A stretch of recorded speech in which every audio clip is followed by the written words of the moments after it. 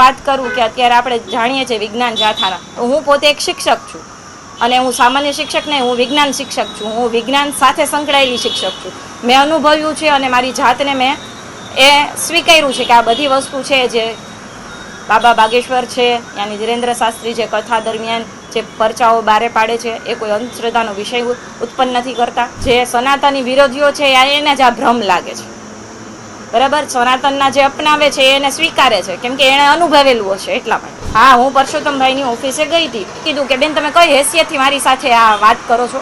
એટલે મેં એમને કીધું કે સાહેબ અમે કોઈ હેસિયત તો અમારી તમારી જેટલી છે નહીં, તો મેં એક નાગરિક તરીકે તમને જેમ તમે જે જાગૃત નાગરિક છો એમ હું પણ એક જાગૃત નાગરિક છું, એટલે મેં તમને આ વસ્તુ જણાવવા માટે આ મીડિયમનો આજે હું માધ્યમથી તમને એમને જણાવવા માંગુ છું. મારું નામ સુરેખા યૌવન મેવાડા, રાજકોટ, વાલ્મીકી સમાજ અગ્રણી.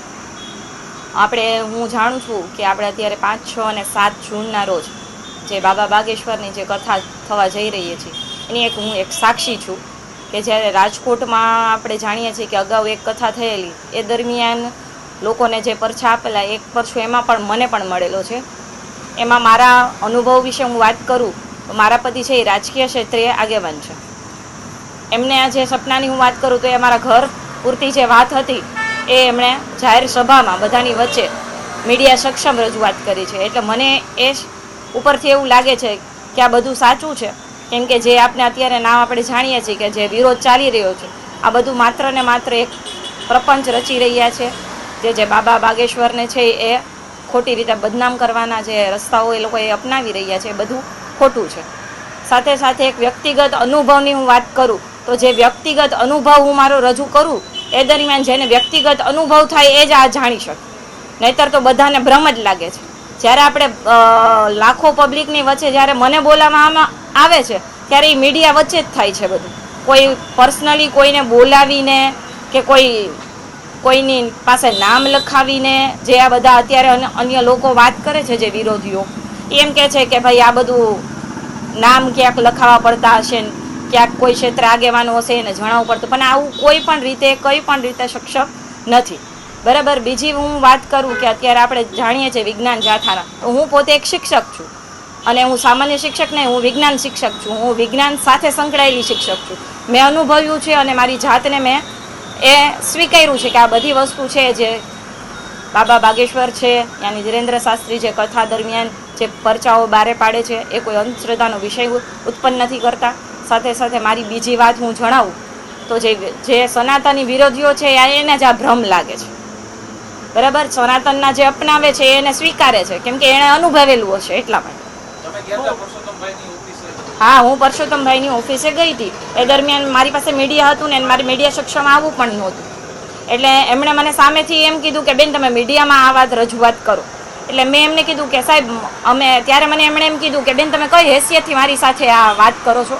એટલે મેં એમને કીધું કે સાહેબ અમે કોઈ હેસિયત તો અમારી તમારી જેટલી છે નહીં, તો મેં એક નાગરિક તરીકે તમને જેમ તમે જે જાગૃત નાગરિક છો એમ હું પણ એક જાગૃત નાગરિક છું, એટલે મેં તમને આ વસ્તુ જણાવવા માટે આ મીડિયમનો આજે હું માધ્યમથી તમને એમને જણાવવા માંગુ છું.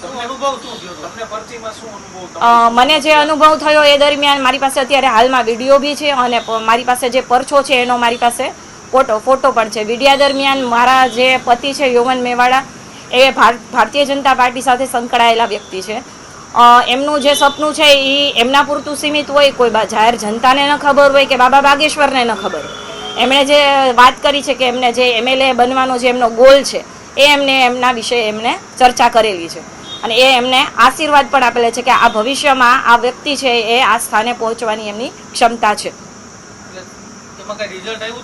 હા, મારા હસબન્ડ છે એ રાજકીય ક્ષેત્રે અત્યારે પ્રયત્ન જ છે. 3 વર્ષ નહીં પણ 3 વર્ષ તો અત્યારે પરછો બારે પડે, 15 વર્ષથી એ ભારતીય જનતા પાર્ટી સાથે સંકળાયેલા છે અને મારા પતિ છે એ ભારતીય જનતા પાર્ટીમાં વિસ્તારક તરીકેની ફરજ બજાવેલી છે ને હાલ નેક્સ્ટ વિધાનસભામાં તે અસરવા વિધાનસભા સાથે પછી બિહાર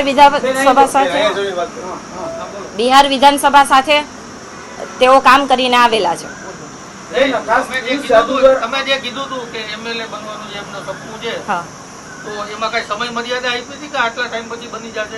ના, એવું કોઈ સમય મર્યાદાની વાત નથી થઈ. સમય મર્યાદા છે એ આપણા ઉપર નક્કી થતી હોય છે કે ભાઈ જે પાર્ટી નક્કી કરતી હોય એ પ્રમાણે ચાલે, એમાં અમારું પણ ચાલતું નથી. બેન, અમદાવાદમાં પિયુષ જાદુગર સહિતના અલગ અલગ લોકો બાબાને ચેલેન્જ ફેંકે છે, શું કહેશો? બાબાએ ચેલેન્જ સ્વીકારવી જોઈએ? હા, બાબા ચેલેન્જ બધી સ્વીકારવા તૈયાર જ છે. એમણે કોઈ પણ જાતના ચેલેન્જની છે ના નથી પાડી.